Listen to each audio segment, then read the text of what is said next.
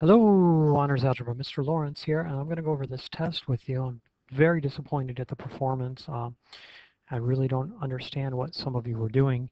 Um, it really should not have been that difficult of a test. Now, some of you did really well. Jarrett, I was very proud of you. I know you worked hard and you got a decent score.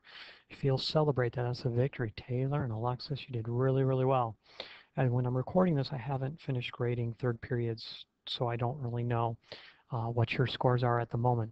But I'm going to go over this whole test, and if you did not score at least a C, you're going to have an opportunity to raise your grade a little bit. You will not jump up to an A or a B, and you're going to do that. You're going to make an appointment to do that with me no later than Friday. If you choose not to do anything about your grade, then nothing will get done and the current grade will stand. Okay, so here we go. This might take a little bit because I'm going to go over it, but there it is. Okay. Problem number one, an investment currently has $9,000. It has been growing at a rate of 2.5% for the past 4 years. How much money was invested 4 years ago? 4 years ago means I'm going back in time. I know my t is going to be negative 4. This is my p. This is my percentage, my r, but I need to take 2.5 and divide it by 100. Okay?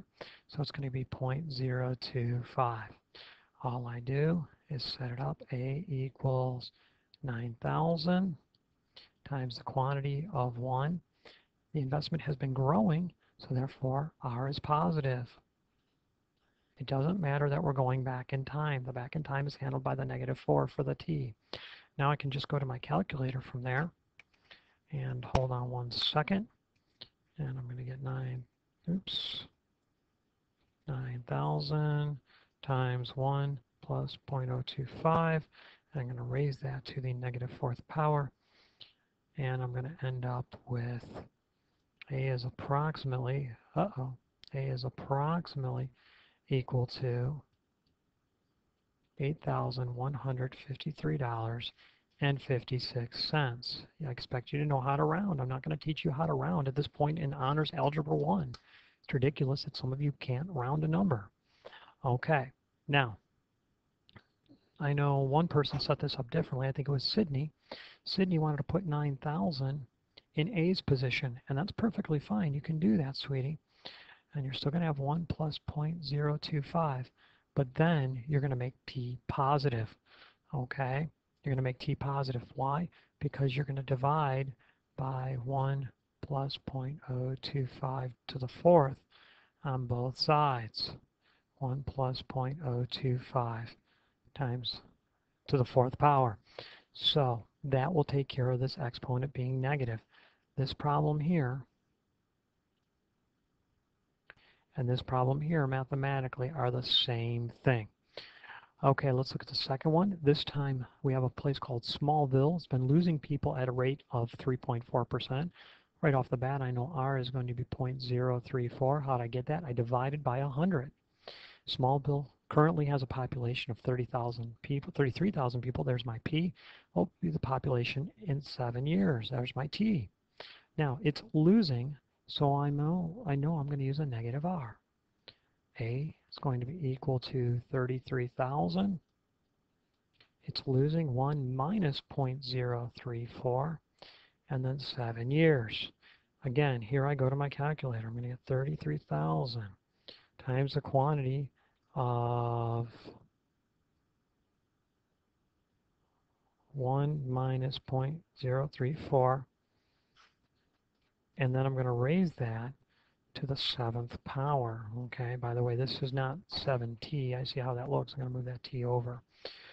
Okay, and when I do that, I'm going to get this decimal. But please stop and think, is this a money problem? No, it is not a money problem. Some of you put this for an answer. We're talking about people. How does that make sense? We're going to say A is approximately 25,903 people. Stop and think about what you're doing.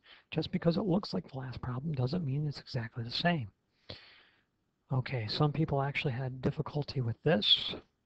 I know here I have to distribute the negative, so I'm going to change the signs, multiplying through by a -1. And now I'm going to combine stuff. I didn't see people doing this. 5x to the 4th, negative 5x to the 4th. Those cancel out. Okay, I've got a negative 2x squared and a negative 4x squared. That's going to be a negative 6x squared. Okay, I have a minus 4x and a minus 3x. That's going to be a minus 7x. And then finally, I have a plus 9 and a minus 9. They cancel out. There's the problem. There's two terms. It's a binomial. The highest exponent is 2. It's quadratic. Okay. Number 4, it's a FOIL problem. We're going to have to do 5x minus 3 times quantity of 5x minus 3. Do my first and get 25x squared.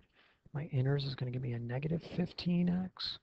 My outer is going to give me a negative 15x. And I'm going to get a plus 9. I'm going to get a 25x squared minus 30x plus 9. There we go. Combine my like terms.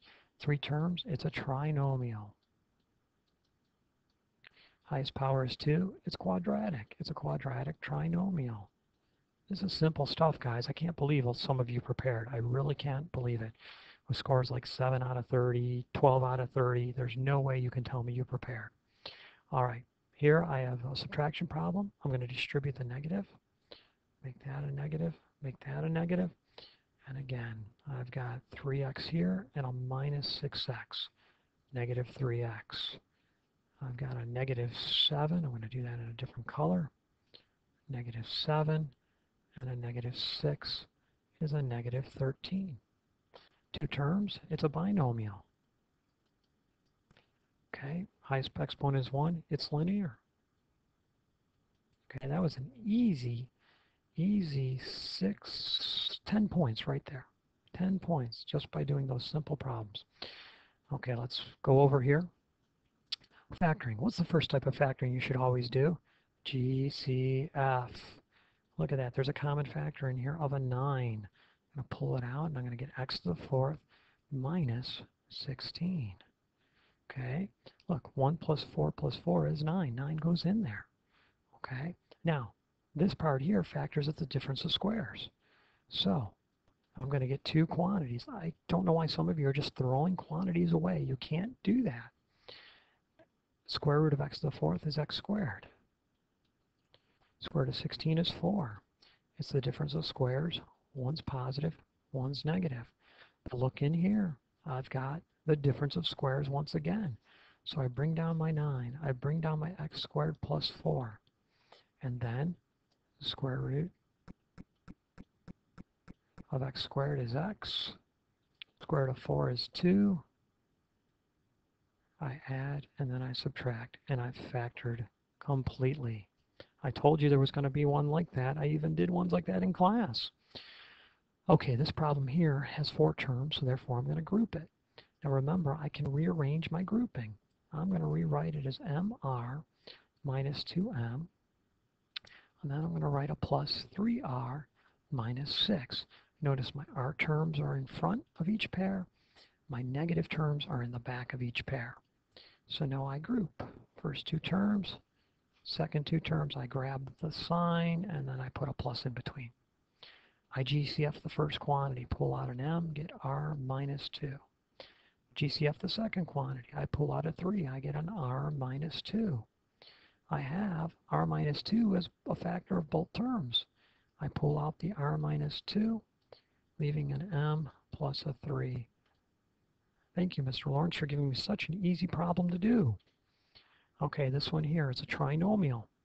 The lead coefficient is 1. All I need are 2 factors of 64 that are going to subtract to get negative 12. 2 and 32. 3 doesn't go into 64. 4 is going to go in 16 times. 5 won't go in. 6 won't go in. Oh, wait a minute. I can stop. Because look at that. 4 and 16. 4 minus 16 is negative 12. When the lead coefficient is 1, this is how simply this factors. X plus 4 times the quantity of x minus 16. And there you go. All right, I think that's it for that page. Let me go to the next one. 3 problems, right? Solve for x. How do you think you're supposed to solve for x? You're supposed to factor. There were some people trying to solve them like they're linear equations. You can't do that. We've spent weeks and weeks and weeks on factoring. Factor.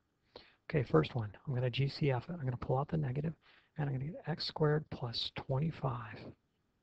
Okay, that's got to equal 0. Well, can you factor this here? No. This is prime, isn't it? And since you can't factor it, there's going to be no solution in this case. No solution. You don't know how to solve that. This one here, I'm going to do that one last. I'm going to come over to this one. I got a perfect square. I got a perfect square. Square root is 4x. Square root is 3. 3x times 4x is 12x. And 12x double is 24x. This factors as 4x and 4x. Now, what sign do I use when there's a plus in the back? That's the Wendy's double stack. So I take 4x minus 3 equal to 0. I solve for x. 4x equals 3. Divide by 4. X equals 3/4. I don't solve this one again because I'm going to get the same answer. There's only one solution. Okay, this one here. The lead coefficient is not 1, it's a trinomial. First thing I'm going to do is I'm going to multiply 8 times 12, and I believe I'm going to get 96. I'm going to list the factors of 96, then subtract to get negative 29. So 2 and 48, 3 and 32, I believe, right? 4 and 24. Oh, wait, look at this. 3 and 32. I could do negative 32 and a positive 3. Now, since that lead coefficient's 1, not 1, I can't just factor it the way I did the other one. I'm going to rewrite this as a polynomial.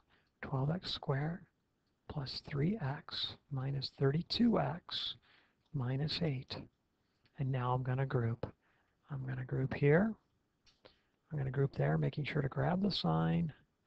And I'm going to stick a plus in between. I'm going to factor out a 3x, and I'm going to get 4x plus 1. And then I'm going to, oops, wrong button. I'm going to factor out a negative 8, and I'm going to get a 4x plus 1 equals 0. I have a 4x plus 1 common to both terms, 4x plus 1, and then 3x minus 8 equals 0. I'm going to solve 4x plus 1 equal to 0. 4x is going to equal negative 1. X is going to equal negative 1/4. Or 3x minus 8 equals 0. 3x is going to equal 8. X is going to equal 8/3. There are 2 possible answers. Okay? Now, the story problem. Some of you got upset, and I don't know how to do the story problems. It's factoring. I told you to factor. The whole test is about factoring. Well, 95% of the test is about factoring. So my volume is 6x squared minus 10x minus 4. I know that 3 things were multiplied to make that. You know what I'm going to do? I'm going to factor. First thing I'm going to try, GCF. I'm going to pull a 2 out. And I'm going to get 3x squared minus 5x minus 2. Now, I'm going to factor the stuff in the quantity. I'm going to do 3 times 2 and get 6.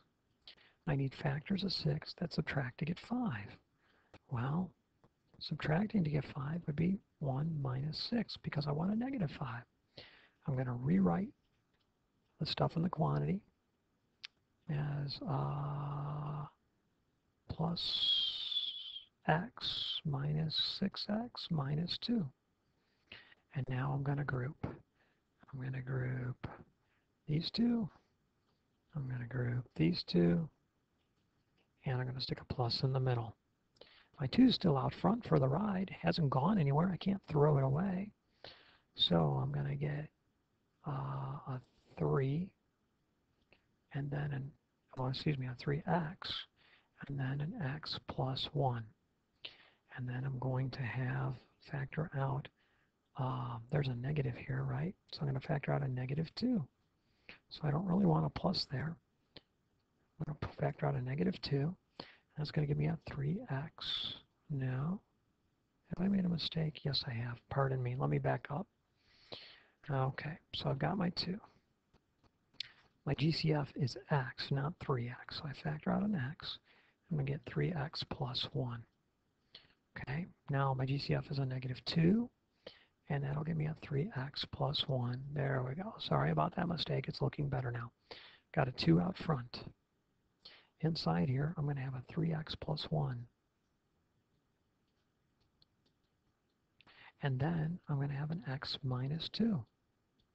Now, these parentheses here are actually unnecessary, so I'm going to get rid of them.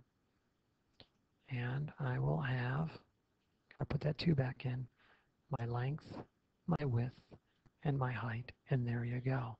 It's a simple problem. One last problem. How are we doing on time here? Okay, it's a little bit longer, but you need to watch it.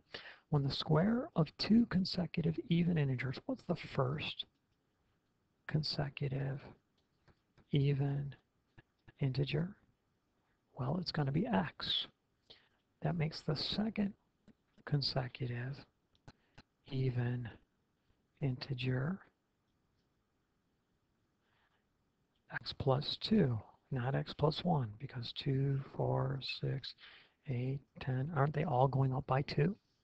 So when the square of the second, here's the square of the second, is added to twice the first, the sum is 76. I'm going to FOIL. I get x squared plus 4x plus 4 plus a 2x equals 76. Oops, no, that's okay. X squared plus 6x plus 4 equals 76. I'm going to subtract 76 so that it will be equal to 0. Then I'll have x squared plus 6x minus 72 equals 0. It's a trinomial. Lead coefficient is 1. So I'm just going to find factors of 72 that subtract to get positive 6. Well, I know that 6 times 12 is 72. And furthermore, I know that 12 minus 6 equals 6. So here's how this factors. Okay, positive 12, a negative 6. Two possible answers. X might equal negative 12. If it does, then x plus 2 equals negative 10. Okay, you can check it. Square the second one, negative 10 squared plus twice the first one. Well, this will be 100 minus 24, and that does equal 76, so that checks. Or x equals 6, which forces x plus 2 to be 8. And let's check it here. Square the 8, add twice the 6. This is 64 plus 12, and look at that, it's 76. There are two possible answers. Okay, that's it for the video. You need to go over this. Make sure you know how to do it. All right, Mr. Lawrence signing off. Have a good weekend. Come in Monday ready to learn. You're not moving on from this yet. All right.